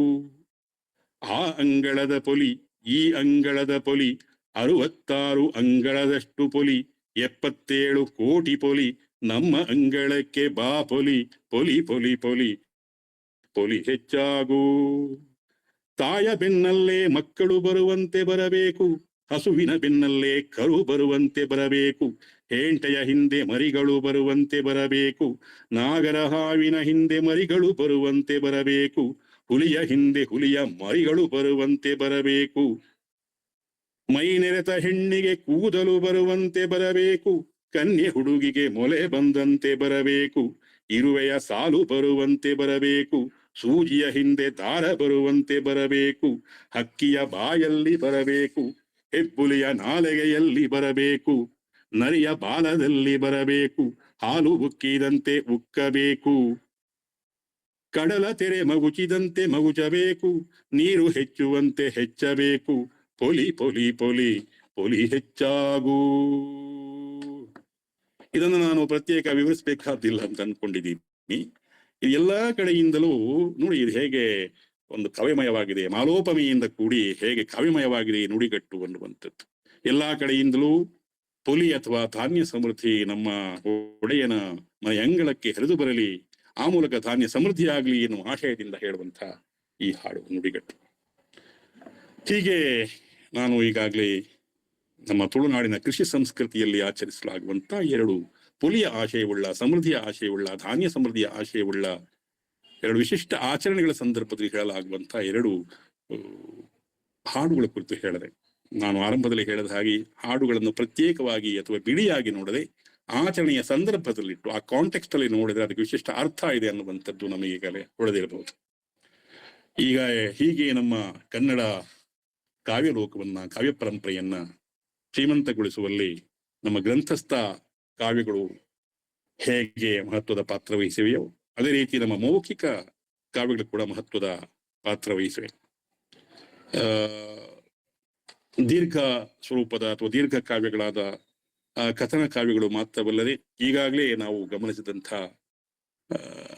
ವಿಶಿಷ್ಟವಾದಂಥ ಬಿಡಿ ಜನಪದ ಗೀತೆಗಳು ಕೂಡ, ಅದು ಕುಣಿತದ ಹಾಡುಗಳಾಗಿರ್ಬೋದು, ಆಚರಣಾತ್ಮಕ ಹಾಡುಗಳಾಗಿರ್ಬೋದು, ಗೇಮಿಯ ಹಾಡುಗಳಾಗಿರ್ಬೋದು, ಸೋಪಾನೆ ಪದಗಳಾಗಿರ್ಬೋದು, ತೊಟ್ಟಿಲ ಹಾಡುಗಳಾಗಿರ್ಬೋದು, ಇಂತಹ ಬಿಡಿ ಬಿಡಿಯಾದಂತಹ ಜನಪದ ಗೀತೆಗಳು ಕೂಡ ವಿಶಿಷ್ಟ ಅರ್ಥವನ್ನ ಒಳಗೊಂಡಿವೆ, ವಿಶಿಷ್ಟ ಸಾಂದರ್ಭಿಕ ಔಚಿತ್ಯವನ್ನ ತಮ್ಮ ಒಡಲಲ್ಲಿ ಅವು ಹುದುಗಿಸಿಕೊಂಡಿವೆ ಅನ್ನುವುದನ್ನ ನಾವು ತಿಳಿದ್ರೆ ನಮ್ಮ ಜನಪದ ಸಾಹಿತ್ಯದ ಹಿರಿಮೆ ಏನು ಅನ್ನುವುದು ನಮಗೆ ವೇದ್ಯವಾಗುತ್ತದೆ. ಈಗ ನಾನು ಇಲ್ಲಿ ಪ್ರಸ್ತುತಪಡಿಸಿದಂತಹ 2 ಹಾಡುಗಳಾಗಿರಬಹುದು, ಅವುಗಳಿಗೆ ಸಂಬಂಧಪಟ್ಟ ಆಚರಣೆಗಳಾಗಿರಬಹುದು, ಜನಪದ ಕಾವ್ಯದ ಸಾಹಿತ್ಯದ ಕೆಲವು ಮಾದರಿಗಳಷ್ಟೇ. ಮುಂದಿನ ದಿನಗಳಲ್ಲಿ ನಮ್ಮ ಈ ಕಾವ್ಯ ಕರ್ನಾಟಕ ಮಾಲಿಕೆಯಲ್ಲಿ ನಮ್ಮ ಕನ್ನಡ ನಾಡಿನ, ಅದರಲ್ಲೂ ಕರಾವಳಿ ಕರ್ನಾಟಕದ ಇನ್ನಿತರ ಜನಪದ ಕಾವ್ಯಗಳ ಕುರಿತು, ಹಾಡುಗಳ ಕುರಿತು ವಿದ್ವಾಂಸರು ಮಾತನಾಡಬಹುದು. ಆ ಮೂಲಕ ನಮ್ಮ ತುಳುನಾಡಿನ ಜನಪದ ಅಥವಾ ಕರಾವಳಿ ಕರ್ನಾಟಕದ ಜನಪದ ಸಾಹಿತ್ಯದ ಕಾವ್ಯದ ಶ್ರೀಮಂತಿಕೆ ಏನು, ಅರ್ಥವಂತಿಕೆ ಏನು, ಔಚಿತ್ಯ ಏನು ಅನ್ನುವುದನ್ನ ನಾವು ತಿಳಿದುಕೊಳ್ಳೋದಿಕ್ಕೆ ಸಾಧ್ಯವಾಗುತ್ತದೆ ಅಂತ ಭಾವಿಸ್ತೇನೆ. ಇದುವರೆಗೆ ಈ ಒಂದು ಕಾವ್ಯ ಕರ್ನಾಟಕ ಎಂಬ ಆನ್ಲೈನ್ ಉಪನ್ಯಾಸ ಮಾಲಿಕೆಯಲ್ಲಿ ತುಳುನಾಡಿನ ಪೊಲಿಯ ಹಾಡುಗಳು ಎಂಬ ವಿಷಯದ ಕುರಿತು ಮಾತನಾಡೋದಿಕ್ಕೆ ಅವಕಾಶ ಕೊಟ್ಟಂಥ ಗೆಳೆಯರಾದ ಡಾಕ್ಟರ್ ಬಸವರಾಜ ಕೂಡಗಂಟಿಯವರಿಗೆ, ಅದೇ ರೀತಿ ಬಾಬುರಾವ್ ದೊರೆಯವರಿಗೆ, ಅದೇ ರೀತಿ ಈ ಭಂಡಾರ ಪ್ರಕಾಶನದ ಎಲ್ಲ ಸ್ನೇಹಿತರಿಗೆ ಮತ್ತು ಆನ್ಲೈನ್ ಮೂಲಕ ನಾನು ಆಡಿದ ಮಾತುಗಳನ್ನ ಕೇಳಿದಂಥ ಎಲ್ಲ ಸಹೃದಯ ಬಂಧುಗಳಿಗೆ ವಂದಿಸ್ತಾ ವಿರಮಿಸ್ತೇನೆ. ನಮಸ್ಕಾರ. ಧನ್ಯವಾದಗಳು ಸರ್. ತುಳುನಾಡಿನ ಪೋಲಿಯ ಹಾಡುಗಳ ಕುರಿತು ಸ್ಪಷ್ಟವಾಗಿ ವಿವರಿಸಿದ ಮತ್ತು ಹಾಡಿನ ಸೊಗಸಾಗಿ ಹಾಡಿ ಅರ್ಥಪೂರ್ಣವಾಗಿ ವಿವರಿಸಿದ ಸರ್ ಅವರಿಗೆ ಧನ್ಯವಾದಗಳು. ಸರ್, ಚಾಟ್ ಬಾಕ್ಸ್ ಅಲ್ಲಿ ಪ್ರಶ್ನೆಗಳಿದ್ದಾವೆ ಸರ್, ಒಂದೊಂದಾಗಿ ಹೇಳ್ತೀನಿ ಸರ್. ಹೇಳಿ. ಮೊದಲಿಗೆ ರಾಚುಕೊಪ್ಪ ಅವರು ಪ್ರಶ್ನೆನ ಹಾಕಿದ್ದಾರೆ ಸರ್. ಈ ತುಳುನಾಡಿನ ಹಬ್ಬದ ಆಚರಣೆಯನ್ನು ಜನಪದ ಕವಿತೆ ಹೇಳುವ ಮೂಲಕ ಸೊಗಸಾಗಿ ವಿವರಿಸಿದಿರಿ, ಧನ್ಯವಾದಗಳು. ಇದೇ ಸಂದರ್ಭದಲ್ಲಿ ವಿಷಕನಿ ಅಂತ ಹೇಳುತ್ತಾರಲ್ಲ, ಅದು ಏನು ಸರ್ ಅಂತ ಪ್ರಶ್ನಿಸಿದ್ದಾರೆ ಸರ್. ಯಾವ್ದು? ವಿಷಕನಿ ಸರ್. ವಿಷುಕಣಿ ಅಂತ ನಾನು ಈಗಾಗಲೇ ಹೇಳಿದಲ್ಲ. ವಿಷು ಅನ್ನೋದು ನಮ್ಮಲ್ಲಿ ಸೌರಮಾನ, ನಮ್ಮ ತುಳುವರಿಗೆ ಹೊಸ ವರ್ಷ ಆರಂಭವಾಗುವುದು ನಾನು ಹೇಳಿದ ಹಾಗೇನೆ ಮೇಷ ಸಂಕ್ರಮಣ, ಏಪ್ರಿಲ್ ತಿಂಗಳ ಮಧ್ಯಭಾಗದಲ್ಲಿ ಬರ್ತದೆ ಆ ಸಂಕ್ರಾಂತಿ. ಅದರ ಮರುದಿನ ನಾವು ಇದನ್ನು ಆಚರಿಸುವಂತವರು. ಸೌರಮಾನ ಯುಗಾದಿ ಎಂದು ಹೊಸ ವರ್ಷ ಆರಂಭ ಆಗುತ್ತೆ. ಅದನ್ನು ವಿಷು ಅಂತಲೂ ಕರೀತಾರೆ, ತುಳುವಿನಲ್ಲಿ ಬಿಸು ಅಂತ ಹೇಳ್ತಾರೆ. ವಿಶಿಷ್ಟವಾಗಿ ವಿಷು ಅಂತ ಕರೆಯುವುದು. ಸಾಮಾನ್ಯವಾಗಿ ಹಿಂದಿನ ದಿನಗಳಲ್ಲಿ ಈ ಭೂಮಾಲೀಕರ ಕೆಲಸ ದುಡಿತಾ ಇದ್ರಲ್ಲ, ಅವರುಗಳೆಲ್ಲ ಕೆಲಸದಾಳುಗಳು ತಾವು ಬೆಳೆದಂತಹ ಫಲವಸ್ತುಗಳನ್ನು ಒಡೆಯರ ಮನೆಗೆ ಕಾಣಿಕೆ ರೂಪದಲ್ಲಿ ತಂದಿಡ್ತಾ ಇದ್ರು. ಅದು ಆಮೇಲೆ ಈಗ ಆ ಪದ್ಧತಿ ಈಗ ಇಲ್ಲ, ಕಡಿಮೆ ಆಗಿದೆ. ಈಗಲೂ ಕೂಡ ಏನ್ ಮಾಡ್ತಾರೆ ನಮ್ಮ ಮನೆಗಳಲ್ಲಿ, ಆ ವಿಷು ಸಂದರ್ಭದಲ್ಲಿ ವಿವಿಧ ನಾವು ಬೆಳೆದಿದ್ರೆ ಕೆಲವೊಮ್ಮೆ ಮಾರುಕಟ್ಟೆಯಲ್ಲಿ ತರೋದು ಇದೆ. ಈಗ ಮನೆಗಳಲ್ಲಿ ಬೆಳೆದು ಕಡಿಮೆ ಆಗಿದೆ. ಹಣ್ಣು ತರಕಾರಿಗಳನ್ನ ದೇವರ ಕೋಣೆಯಲ್ಲಿ ದೇವರ ದೀಪವನ್ನಿರಿಸಿ ಅಲ್ಲಿ ಎಲ್ಲಾ ಹಣ್ಣು ತರಕಾರಿಗಳನ್ನು ಜೋಡಿಸಿ ಇಡುವಂತಹ ಒಂದು ಸಂಪ್ರದಾಯ ಇದೆ. ಆ ವಿಷುವಿನ ದಿವಸ ನಾವೆಲ್ಲ ಮನೆ ಮಂದಿ ಎಲ್ಲ ಮಿಂದು ಆ ಇಟ್ಟಂತಹ ಫಲವಸ್ತುಗಳಿಗೆ ಮೊದಲು ನಮಸ್ಕಾರ ಮಾಡಬೇಕು. ಹೀಗೆ ನಮಗೆ ಒಂದು ಕಾಣಿಕೆ ರೂಪದಲ್ಲಿ, ದರ್ಶನ ರೂಪದಲ್ಲಿ ಫಲವಸ್ತುಗಳನ್ನು ಇಡ್ತಾರಲ್ಲ ವಿಷು ಅಂತ, ಅದಕ್ಕೆ ವಿಷುಕಣಿ ಅಂತ ಹೆಸರು. ಮನೆಗಳಲ್ಲಿ ಇಡುವಂಥದ್ದು, ದೇವಸ್ಥಾನಗಳಲ್ಲೂ ಅದನ್ನ ಆಚರಿಸಲಾಗುತ್ತೆ ವಿಷುಕಣಿಯನ್ನ. ಇದು ವಿಷುಕಣಿ. ಕಣಿ ಅಂತಂದ್ರೆ ದರ್ಶನ ಅನ್ನುವಂತ ಅರ್ಥ, ಕಾಣಿಕೆ ದರ್ಶನ ಅನ್ನುವಂತ. ಆ ವಿಷುವಿನ ಹೊಸ ವರ್ಷದ ದಿನ ನಾವು ಬೆಳೆದಂತಹ ತರಕಾರಿ ಫಲವಸ್ತುಗಳನ್ನ, ಹಣ್ಣು ಹಂಪಲುಗಳನ್ನ ಒಂದು ಪವಿತ್ರ ಭಾವನೆಯಿಂದ ಇಡುವಂಥದ್ದು. ಅದಕ್ಕೆ ನಾವೆಲ್ಲ ನಮಸ್ಕರಿಸಬೇಕು. ಇದೇ ವಿಷುಕಣಿ. ಸರ್, ಮತ್ತೊಬ್ಬರು ಪ್ರಶ್ನೆ ಮಾಡಿದ್ದಾರೆ ಸರ್. ಈ ಹಾಡಿನಲ್ಲಿ ನಾದಿನಿ ಹೆಚ್ಚು, ಕರ್ಲಿಂಗ ನಾಟಿಕರ್ ಅವರು ಪ್ರಶ್ನೆ ಮಾಡಿದ್ದಾರೆ ಸರ್. ಈ ಹಾಡಿನಲ್ಲಿ ನಾದಿನಿ ಹೆಚ್ಚು ಪ್ರಾಮುಖ್ಯ ಪಡೆದುಕೊಳ್ಳುತ್ತಿದ್ದಾಳೆ, ಅದು ಏನನ್ನು ಸಂಕೇತಿಸುತ್ತದೆ ಅಂತ ಪ್ರಶ್ನಿಸಿದ್ದಾರೆ ಸರ್. ಅದು ಸಾಮಾನ್ಯವಾಗಿ ಈ ಒಂದು ವಿಶಿಷ್ಟ ಸಂದರ್ಭದಲ್ಲಿ, ಅದು ಮನೆಗಳಲ್ಲಿ ಮನೆಯ ಒಡೆಯರು ಸಾಮಾನ್ಯವಾಗಿ, ಅದು ಅಣ್ಣನೂ ಆಗಿರುವುದು, ಅಣ್ಣ ಇದ್ದಾಗ ಅತ್ತಿಗೆ ಆಗುತ್ತೆ. ಈ ಪರ್ಟಿಕ್ಯುಲರ್ ಹಾಡಿನ ಸಂದರ್ಭದಲ್ಲಿ ಮನೆಯ ಒಡೆಯನಾಗಿ ತಮ್ಮನಿರ್ತಾನೆ, ಅಣ್ಣ ಇರುವುದಿಲ್ಲ. ಹೆಣ್ಮಗಳು ಮನೆಗೆ ಬಂದಿರ್ತಾಳೆ, ಅವ್ರ ಮನೆಗೆ ಬಂದಿರ್ತಾಳೆ. ಅವಳು ಈ ತಮ್ಮ ಕದಿರು ತರಲಿಕ್ಕೆ ಹೋಗ್ತಾನೆ. ಸಾಮಾನ್ಯವಾಗಿ ಕದಿರು ತರಲಿಕ್ಕೆ ಹೋದ್ರ ಗಂಡನನ್ನ ಹೆಂಡತಿಯಾದವಳು ಎದುರುಗೊಳ್ಳುವಂತ, ಕದಿರನ್ನ ಪವಿತ್ರ ಎದುರುಗೊಳ್ಳುವಂಥದ್ದು. ಮನೆಯ ಒಳಗಡೆ ಮನೆಯನ್ನ, ಹೊಸ್ತಿಲನ್ನ ತೊಳೆದು ಎಲ್ಲ ಶುಚಿಗೊಳಿಸಿ ಅದಕ್ಕೆ ಗಂಧ ವಕ್ಷತೆ ಇವುಗಳ ಮೂಲಕ ಅಣಿಗೊಳಿಸುವಂಥದ್ದು ಮನೆಯ ಒಳಗೆ ಗೃಹಿಣಿಯ ಕರ್ತವ್ಯ ಆಗಿರ್ತದೆ. ಇಲ್ಲಿ ಈ ಪರ್ಟಿಕ್ಯುಲರ್ ಈ ನಿರ್ದಿಷ್ಟ ಹಾಡಿನ ಸಂದರ್ಭದಲ್ಲಿ ತಮ್ಮ ಮತ್ತು ನಾದಿನಿ, ತಮ್ಮನಿಗೂ ಪ್ರಾಮುಖ್ಯತೆ ಇದೆ ಇಲ್ಲಿ. ಅದು ತಮ್ಮನೇ ಆಗಬೇಕಾದ್ದಿಲ್ಲ. ಈ ಸಂದರ್ಭದಲ್ಲಿ, ಈ ಹಾಡಿನ ಸಂದರ್ಭದಲ್ಲಿ ತಮ್ಮ ಅಥವಾ ನಾದಿನಿಗೆ ವಿಶೇಷ ಸ್ಥಾನವಿದೆ. ಬೇರೆ ಸಂದರ್ಭಗಳಲ್ಲಿ ಈಗ ನಮ್ಮಲ್ಲಿ ನಾವು ಆಚರಿಸ್ತಾ ಇದ್ವಿ, ಹಾಡಿಲ್ಲ ಈ ತುಳುವಿನಲ್ಲಿ. ನಮ್ಮಲ್ಲಿ ಈ ಕೋಟೆ ಏನು ಸಮುದಾಯ ಹೇಳಿದ್ರೆ ರಾಮರಕ್ಷ ಅವರಲ್ಲಿ ಹಾಡನ್ನು ನಾನು ಸಂಗ್ರಹಿಸಿದೆ. ನಮ್ಮಲ್ಲಿ ಹಾಡು ಹೇಳಿ ಪೋಲಿ ಪೋಲಿ ಪೋಲಿ ಅಂತ ಹೇಳ್ತಾರೆ. ನಮ್ಮಲ್ಲಿ ಸಾಮಾನ್ಯವಾಗಿ ನಮ್ಮ ಸೋದರ ಮಾವ ಮನೆಯ ಹಿರಿಯರಾಗಿದ್ರು ಅವರೇ ಈ ತೆನೆಗಳನ್ನ ಗದ್ದೆಯಿಂದ ತರುವಂತಹ ಕೆಲಸವನ್ನು ಮಾಡ್ತಾ ಇತ್ತು. ಪರ್ಟಿಕ್ಯುಲರ್ ಈ ಹಾಡಿನ ಹಿನ್ನೆಲೆಯಲ್ಲಿ ತಮ್ಮ ಮತ್ತು ನಾದಿನಿಗೆ ವಿಶಿಷ್ಟ ಸ್ಥಾನ ಇದೆ. ಅದು ಬಿಟ್ಟು ಬೇರೆ ಇದಕ್ಕೆ ವಿಶಿಷ್ಟ ಅರ್ಥ ಇದೆ ಅಂತ ನನಗೆ ಹೊಳೆಯುವುದಿಲ್ಲ. ಏನಾದ್ರೂ ತಮಗೆ ಆತರ ಹೊಡೆದ್ರೆ ಹೇಳ್ಬೋದು, ತೊಂದರೆ ಇಲ್ಲ. ಅದ್ರ ವಿಶಿಷ್ಟ ಅರ್ಥ ಇದ್ರೆ. ಸರ್ ಮತ್ತೊಬ್ರು ರಾಜೇಂದ್ರ ಕುಮಾರ್ ಮುದ್ನಾಳ್ ಅವರು ನೇಗಿಲು ನೊಗನೂರು ಎಂದು ಹಾಡಿದ್ದೀರಿ, ಅದರ ತಾತ್ವಿಕತೆ ಏನಿರಬಹುದು ಎಂದು ಪ್ರಶ್ನಿಸಿದ್ದಾರೆ ಸರ್. ಅಲ್ಲ, ಇದು ನೋಡಿ, ಇಲ್ಲಿ ಸ್ವಲ್ಪ ಉತ್ಪ್ರೇಕ್ಷೆ ಇದೆ.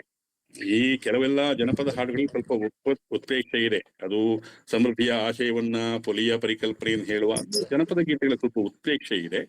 ನೇಗಿಲು ಮತ್ತು ನೊಗ ಅನ್ನುವಂಥದ್ದು ಕೃಷಿಯ ಪರಿಕರಗಳು. ನಾವು ಎತ್ತುಗಳನ್ನು ಹೂಡೋದಕ್ಕೆ ನೇಗಿಲು ಮತ್ತು ನೊಗ ತೀರಾ ಅನಿವಾರ್ಯ. ಹಾಗಾಗಿ ಪದೇ ಪದೇ ಪಲ್ಲವಿ ರೂಪದಲ್ಲಿ ನೇಗಿಲು ನೂರು ನೊಗನೂರು ಅನ್ನೋದನ್ನು ಕೇಳಲಾಗುತ್ತೆ. ಅಂದ್ರೆ ಇದು ಏನಾಗುತ್ತೆ, ಈ ಹಾಡು ಮನೆ ತುಂಬಿಸುವ ಸಂದರ್ಭದಲ್ಲಿ ಹೇಳುವಂತ ಹಾಡು, ಹೊಲವನ್ನ ಉತ್ತು ಅಲ್ಲಿ ಶಿವನ ಇದು ಕೂಡ ಬರುತ್ತೆ. ಮಳೆ ಇಲ್ಲದಾಗ ಶಿವ ಬಂದು ಮಳೆಯನ್ನ ತರಿಸುವಂತದ್ದೆಲ್ಲ ಇದೆ. ಆ ತರದ ಕಲ್ಪನೆ ಎಲ್ಲ ಇದೆ. ಎತ್ತುಗಳನ್ನು ಹೂಡಿ ಹೊಲವನ್ನ ಗದ್ದೆಯನ್ನ ಉಳುವಲ್ಲಿಂದ ಅದು ಪೈರು ಬೆಳೆದು ಅದನ್ನ ಸಂಗ್ರಹಿಸಿಕೊಂಡು ಬಂದು ಮನೆ ತುಂಬಿಸುವ ಒಂದು ಆಚರಣೆ ಇದೆ. ಅಲ್ಲಿ ತನಕದ ವಿವರಗಳು ಈ ಹಾಡಿನಲ್ಲಿವೆ. ನೇಗಿಲು ಮತ್ತು ನೊಗ ವಿಶೇಷವಾಗಿ ಎಲ್ರಿಗೂ ಗೊತ್ತಿರೋ ಹಾಗೆ ಅದು ಕೃಷಿ ಸಲಕರಣೆಗಳು, ಅದಿಲ್ಲದೆ ಕೃಷಿ ಇಲ್ಲ. ಹಾಗಾಗಿ ಅದನ್ನ ಪದೇ ಪದೇ ಪಲ್ಲವಿಯಾಗಿ ಹೇಳುವಂತಹ ಒಂದು ಪದ್ಧತಿ ಈ ಹಾಡಿನಲ್ಲಿ ಕಂಡು ಬರುತ್ತೆ ನಮಗೆ. ಸರ್ ಭಂಡಾರ ಪ್ರಕಾಶನದವರು ಹುಲಿ ಮತ್ತು ಹುಲ್ಲು ಇವುಗಳ ನಡುವೆ ಸಂಬಂಧ ಇರಬಹುದೇ? ಈ ಹಾಡಿನಲ್ಲಿ ಅದು ಕಾಣುತ್ತದೆ. ಇವೆರಡರ ನಡುವಿನ ಸಂಬಂಧ ಇದ್ದರೆ ಅದನ್ನು ಹೇಗೆ ಅರಿತುಕೊಳ್ಳಬಹುದು ಎಂದು ಪ್ರಶ್ನಿಸಿದ್ದಾರೆ. ಹುಲಿ ಮತ್ತು ಹುಲ್ಲ? ಹಾ ಸರ್. ಹುಲಿ ಮತ್ತು ಹುಲ್ಲು ಇಲ್ಲಿ ಹಾಡಿನಲ್ಲಿ ಎಲ್ಲೂ ಕಂಡು ಬರುವುದಿಲ್ಲ ನಮಗೆ ವಾಸ್ತವವಾಗಿ. ಧ್ವನ್ಯಾತ್ಮಕವಾಗಿ ಇರಬಹುದೇನೋ ಗೊತ್ತಿಲ್ಲ. ಏನಾದ್ರೂ ಆ ತರದ ಅರ್ಥ ಹೊಳೆದ್ರೆ ತಾವು ಹೇಳ್ಬಹುದು. ಇಲ್ಲಿ ನಮಗೆ ಆ ತರದ ಪದಗಳು ಇಲ್ಲಿ ಬಳಕೆ ಆಗುವುದಿಲ್ಲ. ಏನಾದ್ರೂ ಆ ತರದ ಸೂಚನೆ ತಮಗೇನಾದ್ರೂ ಕಂಡ್ರೆ, ನಾವು ಆ ಹಿನ್ನೆಲೆಯಿಂದ ಇದನ್ನ ನೋಡಿಲ್ಲ. ಇದು ಕೇವಲ ನಾನು ಈ ಮನೆ ತುಂಬಿಸುವ ಒಂದು ಆಚರಣೆ ಮತ್ತೆ ಅದರ ಹಿನ್ನೆಲೆ ಜೊತೆಗೆ ಬರುವಂತಹ ಪೊಲಿಯ ಪರಿಕಲ್ಪನೆ ಅಥವಾ ಧಾನ್ಯ ಸಮೃದ್ಧಿಯ ಪರಿಕಲ್ಪನೆ ಹಿನ್ನೆಲೆಯಲ್ಲಿ ಇದನ್ನ ನೋಡಿರುವಂತದ್ದು.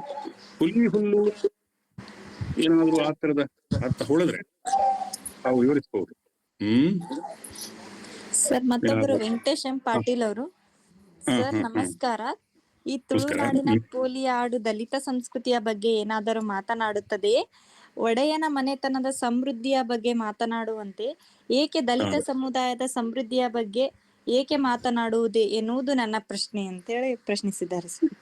ಒಳ್ಳೆ ಪ್ರಶ್ನೆಯೇ, ಆದ್ರೆ ಇದು ಸಹಜವಾದ ಪ್ರಶ್ನೆಯೇ ಹೌದು. ಈ ಹಿಂದಿನ ದಿನಮಾನಗಳಲ್ಲಿ ಈಗ ಅದು ಬದಲಾದ ಆರ್ಥಿಕ ಸಾಮಾಜಿಕ ವ್ಯವಸ್ಥೆಯಲ್ಲಿ ಈ ಪದ್ಧತಿ ಬದಲಾಗಿರಬಹುದು. ಭೂಮಾಲೀಕರ ಹೊಲಗಳಲ್ಲಿ ದುಡಿತಾ ಇದ್ದಂಥವ್ರು ದಲಿತ ವ್ಯಕ್ತಿಗಳೇ. ಯಾಕಂದ್ರೆ ದಲಿತನಿಗೆ ಧಾನ್ಯ ಸಮೃದ್ಧಿ ಆಶಯದಿಂದಲೇ ಆತ ಪೊಲಿ ಬಡಿಯುವುದು ಅಥವಾ ಪೊಲಿಯನ್ನ ಕೂಗುವುದು. ಮತ್ತೆ ಆತನಿಗೆ ಕೃಷಿಯ ಒಡೆತನ ಕೃಷಿ ಭೂಮಿಯ ಒಡೆತನ ಇರ್ಲಿಲ್ಲ, ಗೊತ್ತಿರುವಂತದ್ದೇ. ನೀವೆಲ್ಲ ಕರಾವಳಿಯ ಸೋಮನದುಡಿಯ ಕಾದಂಬರಿಯ ಹಿನ್ನೆಲೆಯಲ್ಲಿ ಗಮನಿಸಿರ್ತೀರಿ. ಆತ ತನ್ನ ಮನೆಗೆ ಸಮೃದ್ಧಿ ಹರಿದು ಬರಲಿ, ಧಾನ್ಯ ಸಮೃದ್ಧಿ ಹರಿದು ಬರಲಿ ಅನ್ನುವ ಹಾಡುವಂತ ಸಂದರ್ಭ ಆವಾಗ ಇರಲಿಲ್ಲ. ತಮ್ಮ ಧನಿಕನ ಮನೆಗೆ ಧಾನ್ಯ ಸಮೃದ್ಧಿ ಹರಿದು ಬರಲಿ ಅನ್ನೋ ಆಶಯದಿಂದಲೇ ಯಾಕಂದ್ರೆ ಕೃಷಿ ಚಟುವಟಿಕೆಗಳು ಹೆಚ್ಚಾಗಿ ತೊಡಗಿಸ್ಕೊಳ್ತಾ ಇದ್ದವನು ಅವನೇ. ಆ ಪೈರಿನ ನಾನು ಒಂದು ಸೂಡಿ ಅಥವಾ ಕಟ್ಟಿ ಹೇಳಿದ ಅದನ್ನು ಬಡಿದು ಅದರ ಧಾನ್ಯವನ್ನ ಭತ್ತದ ಪ್ರತ್ಯೇಕಿಸ್ತಾ ಇದ್ದವನು ಅವನೇ. ಹಾಗಾಗಿ ಆತನಿಗೆ ಆವಾಗ ಭೂಮಿ ಒಡೆತನ ಇಲ್ಲದ ಕಾರಣ ಅದು ಎಲ್ಲರಿಗೂ ಗೊತ್ತಿರುವ ಹಾಗೇನೆ ತನ್ನ ಅಂಗಳಕ್ಕೆ ತನ್ನ ಮನೆಗೆ ಧಾನ್ಯ ಸಮೃದ್ಧಿ ಹರಿದು ಬರಲಿ ಅಂತ ಹೇಳುವಂತ ಸಂದರ್ಭ ಆವಾಗ ಇರಲಿಲ್ಲ. ಅದು ಒಪ್ಕೊಳ್ಳೇಬೇಕು ನಮ್ಮ. ಸರ್ ಮತ್ತೊಬ್ರು ಚೈತ್ರಾ ರೈ ಅಂತ ಹೇಳಿ ಸರ್, ಕೃಷಿ ಸಂಸ್ಕೃತಿ ಅವನತಿ ಹೊಂದುತ್ತಿರುವ ಸಂದರ್ಭದಲ್ಲಿ ಜನಪದ ಸಾಹಿತ್ಯದ ಹಾಡುಗಾರಿಕೆ ಒಂದು ಕೊಡುಗೆಯಾಗಿದೆ. ನಿಮ್ಮ ಧ್ವನಿ ಸುಮಧುರವಾಗಿತ್ತು. ಜನಪದ ಹಾಡುಗಳ ಅವನತಿಯ ಕುರಿತು ನಿಮ್ಮ ಅಭಿಪ್ರಾಯ ತಿಳಿಸಿ ಅಂತ ಹೇಳಿ ಪ್ರಶ್ನಿಸಿದ್ದಾರೆ. ಅಂದ್ರೆ ನಾನು ಈಗಾಗಲೇ ಹೇಳಿದೆ, ಜನಪದ ಅದು ಎಲ್ಲಾ ಕಡೆ ಆತಂಕ ಎಲ್ರಿಗೂ ಇದ್ದದ್ದೇ. ಅದಕ್ಕಾಗಿ ಇವತ್ತು ಸಂಗ್ರಹ ಅಧ್ಯಯನಗಳು ನಡೀತಾ ಇವೆ ನಮ್ಮಲ್ಲಿ. ಅದು ನಾನು ಈಗಾಗಲೇ ಹೇಳಿದ ಹಾಗೆ ಇವೆಲ್ಲ ಸಂದರ್ಭದೊಂದಿಗೆ ಸಂಬಂಧ ಹೊಂದಿರುವಂತವು, ಒಂದು ಆಚರಣೆಗಳೊಂದಿಗೆ ಅಥವಾ ನಾನು ಈಗಾಗಲೇ ಕೃಷಿ ಚಟುವಟಿಕೆಗಳು ನಶಿಸಿ ಹೋದ್ರೆ ಅದರ ಜೊತೆಗೆ ಅದರ ಹಾಡುಗಳು ನಶಿಸಿ ಹೋಗ್ತವೆ. ಹಾಗಾಗಿ ಈ ನೀವು ಭತ್ತದ ಭತ್ತವನ್ನ ಬೆಳೆಯುವುದಿಲ್ಲ ಅಂದ್ಮೇಲೆ ಆ ಪೈರನ್ನ ಅಥವಾ ಪೈರಿನ ಸೂಡಿಯನ್ನ ಅಥವಾ ಕಟ್ಟನ್ನ ಬಡಿದು ಧಾನ್ಯವನ್ನು ಪ್ರತ್ಯೇಕಿಸುವಂತ ಆಚರಣೆ ಇಲ್ಲ. ಆಚರಣೆಯ ಸಂದರ್ಭದಲ್ಲಿ ಹೇಳುವಂತ ಪೊಲಿ ಕರಿ ಕೂಗುವಂತಹ ಒಂದು ಹಾಡು ಅಥವಾ ನುಡಿಗಟ್ಟು ಕೂಡ ಇಲ್ಲ. ಹಾಗಾಗಿ ಇವೆಲ್ಲ ನಾನು ಈಗಾಗಲೇ ಹೇಳಿದೆ, ಆಚರಣೆಗಳ ಜೊತೆಗೆ ಒಂದು ಸಂದರ್ಭದ ಜೊತೆಗೆ ಸಂಬಂಧ ಹೊಂದಿರುವಂಥವು, ಸುಮ್ಮನೆ ಬಿಡಿಯಾಗಿ ಹಾಡುವಂಥವಲ್ಲ ಅವು. ನಾವು ಈಗ ಅದನ್ನ ಈ ಉಪನ್ಯಾಸದ ಸಂದರ್ಭದಲ್ಲಿ, ಅಧ್ಯಯನ ಸಂದರ್ಭದಲ್ಲಿ ಬಿಡಿಯಾಗಿ ಪ್ರತ್ಯೇಕವಾಗಿ ಹೇಳ್ತೇವೆ ಹೊರತು ಒಂದು ಸಾಂದರ್ಭಿಕ ಹಿನ್ನೆಲೆ ಇರ್ತದೆ, ಒಂದು ಸಾಂದರ್ಭಿಕ ಔಚಿತ್ಯ ಇರ್ತದೆ. ಆ ಸಂದರ್ಭಗಳು ಇಲ್ಲ ಅಂತ ಆದ್ರೆ, ಅಥವಾ ಆ ಕೃಷಿ ಚಟುವಟಿಕೆಗಳು ಇಲ್ಲ ಅಂತ ಆದ್ರೆ, ಮತ್ತೆ ಅದಕ್ಕೆ ಸಂಬಂಧಪಟ್ಟ ಹಾಡುಗಳು ಕೂಡ ಅದರ ಜೊತೆಗೆ ನಶಿಸಿ ಹೋಗುವಂಥದ್ದು ಸರ್ವೇ ಸಾಮಾನ್ಯ. ಹಾಗಾಗಿ ಈ ಆತಂಕ ಈಗ ಎಲ್ಲರಲ್ಲೂ ಇದ್ದದ್ದೇ ಇದು. ಸರ್, ಮತ್ತೊಬ್ರು ಯರಿಯಪ್ಪ ಬೆಳಗುರ್ಕಿ ಅವರು ಸರ್, ಪುಲಿ ಹಾಡುಗಳನ್ನು ಹಾಡುವ ಜನ ಸಮುದಾಯ ಯಾವುದು? ಅಸ್ಪೃಶ್ಯರೇ ಅಥವಾ ಉನ್ನತ ವರ್ಗವೇ ಅಂತ ಅಭಿಪ್ರಾಯಿಸಿದ್ದಾರೆ. ನಾನು ಮೊದಲು ಹೇಳಿದೆಲ್ಲ, ಮನೆ ತುಂಬಿಸುವ ಸಂದರ್ಭದಲ್ಲಿ, ತೆನೆ ಹಬ್ಬ, ಕದಿರು ಹಬ್ಬದ ಸಂದರ್ಭ ಹೇಳುವಂತದ್ದು ಅದು ಮನೆಯ ಮಂದಿಯೇ ಹಾಡ್ತಾರೆ. ಅದು ನಾನು ಈಗಾಗಲೇ ಅದು ಒಂದು ಕೋಟೆಯವರು ಅಥವಾ ರಾಮರಾಯ ಕ್ಷತ್ರಿಯ, ಕನ್ನಡ ಮಾತನಾಡುವಂತ ತುಳುನಾಡಿನ ಒಂದು ಜನ ಸಮುದಾಯ, ಆ ರಾಮರಾಯ ಕ್ಷತ್ರಿಯರು, ಅವರು ಮನೆ ತುಂಬಿಸುವಂತಹ ಕದಿರು ಹಬ್ಬವನ್ನು ಆಚರಿಸುವ ಸಂದರ್ಭದಲ್ಲಿ ಅವರು ಹಾಡುವಂತಹ ಹಾಡು.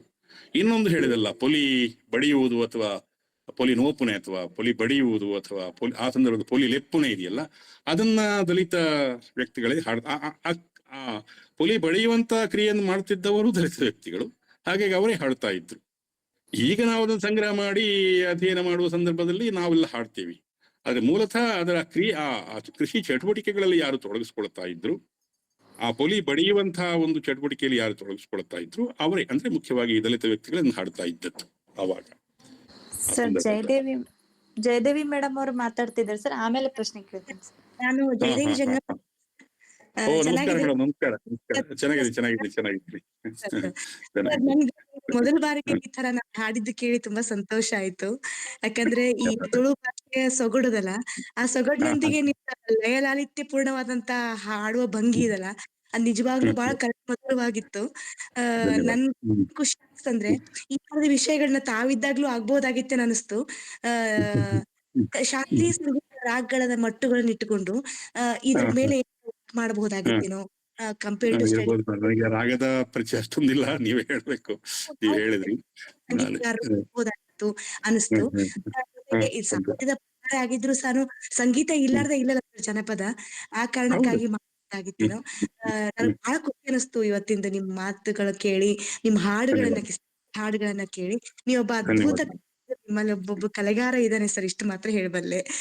ಅದಕ್ಕೆ ಕಾರ್ಯಕ್ರಮ ಆಯೋಜಿಸಿರುವಂತಹ ನಮ್ಮ ಭಂಡಾರ ಪ್ರಕಾಶ್ ಅವ್ರಿಗೆ, ನಮ್ಮ ಬಹಳ ಸೂಕ್ಷ್ಮಮತಿ ಅಣ್ಣ ಸಂಶೋಧಕ ಬಸವರಾಜ್ ಕೊಡಗುಂಟಿ ಪರಶುರಾಮಣ್ಣವ್ರಿಗೆ, ಎಲ್ಲಾ ಆಯೋಜಕರಿಗೆ ಮೊದಲು ವಂದನೆಗಳನ್ನ ತಿಳಿಸ್ತೀನಿ. ನಿಮ್ಮ ಹಾಡುಗಳನ್ನ ಕೇಳಿ ನಿಮ್ಮ ಹತ್ರ ಬಂದು ಇನ್ನಷ್ಟು ಕೇಳ್ಬೇಕು ಅಂತ ಇದೆ. ಸಾಧ್ಯ ಆದ್ರೆ ಬಂದು ನಿಮ್ಮ ಹತ್ರ ಕೇಳಿ ಯಾವರ ಸಂಶೋಧಕ ವಿದ್ಯಾರ್ಥಿನಿ ಆಸೆ ಪಟ್ರೆ ಮೇಲೆ ವರ್ಕ್ ಮಾಡ್ಸಕ್ ಪ್ರಯತ್ನ ಮಾಡೋಣ ಸರ್. ನನ್ನ ಹತ್ರ ಇದನ್ನ ಜೊತೆಗೆ ಇರ್ಲಿ ಅಂತ ಹೇಳ್ತೀನಿ ಸರ್. ಧನ್ಯವಾದಗಳು ಸರ್. ನಮಸ್ಕಾರ.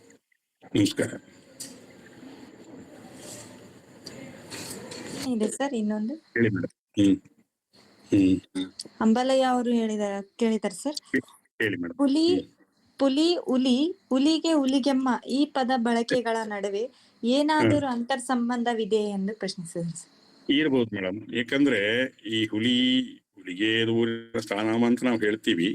ಈ ಪೊಲಿ ಅನ್ನುವಂಥ ನನಗಾಗಲೇ ಹೇಳಿದ ಹಾಗೇನೆ ದ್ರಾವಿಡ ಪದ ಮೂಲತಃ, ಅದು ಎಲ್ಲ ಬಹುತೇಕ ದ್ರಾವಿಡ ಭಾಷೆಗಳಲ್ಲಿ ಇದೆ ಅಂತ ಆರಂಭದಲ್ಲಿ ಹೇಳಿದೆ. ಅದು ನಾವಿಲ್ಲಿ ಹುಲಿಗ್ಯೋ ಅಂತ ಹೇಳ್ತಾರೆ ಕೆಲವರು. ಈ ತರ ಕರ್ನಾಟಕದ ಉತ್ತರ ಕರ್ನಾಟಕ ಅಥವಾ ಕಲ್ಯಾಣ ಕನ್ನಡ ಪ್ರದೇಶಗಳಲ್ಲೂ ಅದು ಸಮೃದ್ಧಿಯನ್ನ ಹೇಳುವಂಥದ್ದು.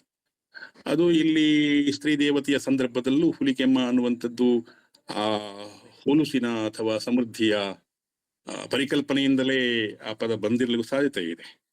ಈ ಹುಲಿಗಿಯೋ ಅಂತ ಹೇಳ್ಕೊಂಡು ಈ ಪ್ರದೇಶದಲ್ಲೂ ಕೆಲವು ಆಚರಣೆ ಸಂದರ್ಭದಲ್ಲಿ ಹೇಳ್ತಾರೆ. ಅಂದ್ರೆ ಹುಲುಸು ಸಮೃದ್ಧಿಯ ಪರಿಕಲ್ಪನೆಯ ಆಶಯ ಉಳ್ಳಂತ ಪದ ಅದು ತುಳುವಿನಲ್ಲಿ ಪೊಲಿ ಅಂತ ಹಕಾರ ಬಂದಿದೆ, ಆಮೇಲೆ ನಾವು ಅದನ್ನು ಹುಲುಸು ಅಂತ ಹೇಳ್ತೀವಿ. ಅದು ಆ ನಂತರದಲ್ಲಿ ಹಕಾರ ಬಂದಿರುವ ಸಾಧ್ಯತೆ ಇದೆ. ಅದಕ್ಕೆ ಇನ್ನೊಂದು ಇದರ ಮುಂದುವರೆದು ಇನ್ನೊಂದು ಇದೆ. ನಮ್ಮಲ್ಲಿ SS ಹಿರೇಮಠ್ ಅಂತ ಒಬ್ರು ಸಂಶೋಧಕರಿದ್ರು, ಇಲ್ಲ ಅವರು ಒಳ್ಳೆ ಸಂಶೋಧಕರವರು, ಸ್ವಲ್ಪ ಬಂಡಾಯ ಚಳವಳಿಯೆಲ್ಲ ತೊಡಸ್ಕೊಂಡವರು. ಅವರು ಗೊತ್ತಿದೆ ಅದು ಹಬ್ಬ ಜಾತ್ರೆಗಳ ಬಗ್ಗೆ ಎಲ್ಲ ಪುಸ್ತಕಗಳಲ್ಲಿ. ಅವರು ಇನ್ನಷ್ಟು ಮುಂದಕ್ಕೆ ಹೋಗಿ ಹೊಲೆಯ ಅನ್ನುವ ಪದ ಕೂಡ ಅದು ಹೊಲಸು ಅಂದ್ರೆ ಅದು ನೆಗೆಟಿವ್ ಇದರಿಂದ ಬಂದದ್ದಲ್ಲ, ಅದು ಪಾಸಿಟಿವ್ ಇದರಿಂದ ಬಂದಿರುವಂತದ್ದು, ಗುಣಾತ್ಮಕ ಇದರಿಂದ. ಅದು ಕೂಡ ಹುಲುಸು ಅಥವಾ ಪೊಲಿಯಿಂದಲೇ ನಿಷ್ಪನ್ನ ಆಗಿದೆ ಪೊಲೆಯ ಪದ ಅಂತಲೂ ಒಂದು ಸಂಶೋಧನೆಯ ಚರ್ಚೆಯನ್ನು ಮುಂದೆ ಇಟ್ಟಿದ್ದಾರೆ ಅವರು. ಬಹಳಷ್ಟು ಗಮನಿಸಿರ್ಬೋದು ಅನ್ಕೊಂಡಿದ್ದೀನಿ. ಪೊಲೆಯ ಅನ್ನುವಂಥ ಪದ, ಯಾಕಂದ್ರೆ ಈ ನಮ್ಮ ಈ ಪೊಲಿಯ ಆಚರಣೆಗಳಲ್ಲಿ ನಾನೀಗ ಹೇಳಿದ ಹಾಗೆಯೇ ತೊಡಗಿಸಿಕೊಳ್ಳೋರು ಹೆಚ್ಚಾಗಿ ಈ ಹೊಲೆಯ ಅಥವಾ ದಲಿತ ವ್ಯಕ್ತಿಗಳೇ. ಹಾಗಾಗಿ ಹೊಲೆಯನ್ನ ಪದ ಕೂಡ ಈ ಪೊಲಿ ಅನ್ನುವಂಥ ಇದರಿಂದಲೇ ನಿಷ್ಪನ್ನ ಆಗಿದೆ ಅನ್ನುವಂಥ ಒಂದು ಚರ್ಚೆಯನ್ನು ಮುಂದಿಟ್ರು. ಆ ಕಾಲದಲ್ಲಿ ತುಂಬಾ ಚರ್ಚೆ ಕೂಡ ಆಯ್ತು. ಅದನ್ನು ಒಪ್ಪೋದು ಬಿಡೋದು ನಮಗೆ ಬಿಟ್ಟಂತ ವಿಚಾರ. ಹೀಗೆ ಸರ್ ಮತ್ತೆ ಕ್ವಶನ್ಸ್ ಇಲ್ಲ ಸರ್. ಧನ್ಯವಾದಗಳು ಸರ್. ಇದುವರೆಗೂ ತುಳುನಾಡಿನ ಪುಲಿಯ ಹಾಡುಗಳ ಕುರಿತು ಹೇಳಿದ್ರಿ, ಮತ್ತೆ ಪ್ರಶ್ನಿಸಿದವರಿಗೂ ಅವ್ರಿಗೆ ಸ್ಪಷ್ಟವಾದ ಒಂದು ಉತ್ತರ ಕೊಟ್ಟಿದ್ದೀರಿ. ಧನ್ಯವಾದಗಳು ಸರ್. ನಮಸ್ಕಾರ ಸರ್. Thank you sir. ಧನ್ಯವಾದ ಎಲ್ರಿಗೂ.